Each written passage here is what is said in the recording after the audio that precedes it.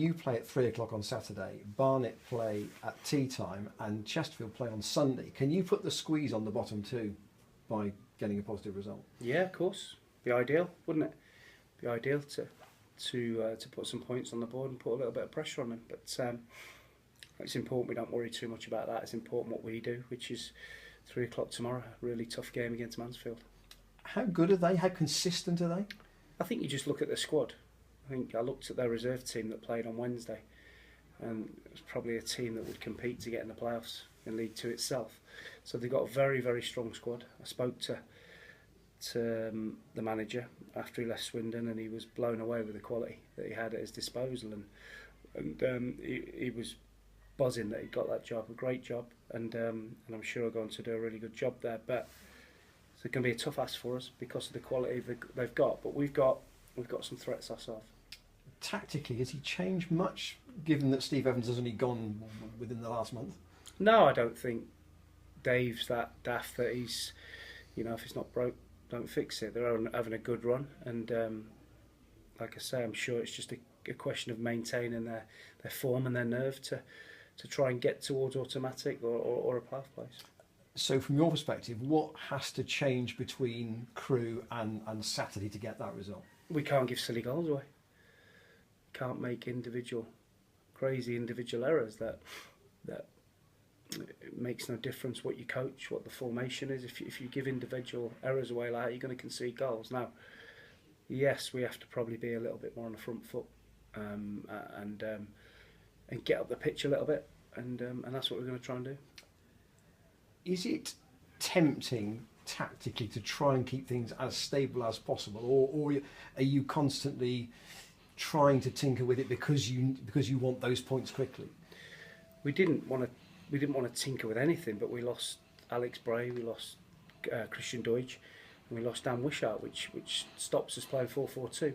So we had to come up with something. We weren't able to play 4-4-2, so that's what we were getting our success with, and we wanted to carry on doing that. But personnel at the time wouldn't allow that. But we've got Alex Bray back.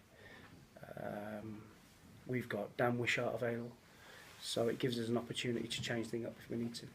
And Christian Deutsch? Christian Deutsch now won't play. Is that literally a day-by-day position with him at the minute? Yeah, it's a nasty little injury, but I think we could risk him tomorrow, and we could lose him for another 3 or 4 weeks. So we have to be guided by the really experienced medical department we've got, and I'd hang my hat on them. And if they're telling me Christian's definitely fit for Friday, then I can go with that. Farron didn't get through the 80 minutes in the end. He had a nasty bang with Charlie Kirk. Is he going to be okay? Touch and go. He'll have a fitness test tomorrow. Okay. Just the last one about the home form, because that's been the plank for you since Christmas. You've got 4 to go. Does that make this game, because of what's happened away, an even bigger occasion? Look, you know me, I don't tend to hype things up. It's just a game. It's another game for us, and it gives them an opportunity to get 3 points, and that's the way we're looking at it. We know that we're going to have to play really well, but we know with our home form that we can beat teams. We should have beat Notts County here. We should have made it 6 out of 6. And if we play like we did in the second half against Notts County, if we play like we did against Crawley, Coventry, then we will take points from the game. But it's important we reach those levels again. Thank you.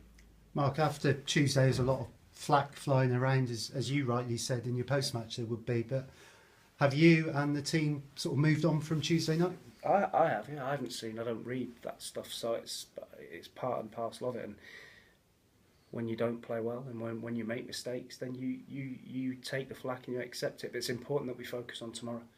And like I say, we've had key players that have stopped us from fielding what we'd want to field. But we're getting back towards that now, and hopefully that'll help us tomorrow. And you find as well with football how incredible it is how the landscape will change as well. Last month, everybody's happy. A couple of bad results, it changes, but it can change again. That's football, passionate. People are happy or sad depending on the result of their football team. And but we need people not to be after the players. Now we need them to get behind the boys like they have done in the last few home games, and really cheer them on. Yeah, and I guess the case with your team selection, sometimes it's a case of you're damned if you do, you're damned if you don't. Of course, and that's the job of a manager, isn't it? We looked at things the other night, and like I say, we had people missing, so we had to try and come up with something that we thought would get a result.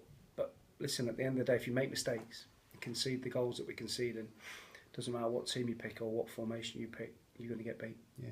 With 8 games to go, do you target specific games that you think we're going to beat Barnet, we're going to lose against blah, blah, blah? I'll target the next game, Ash, I have to.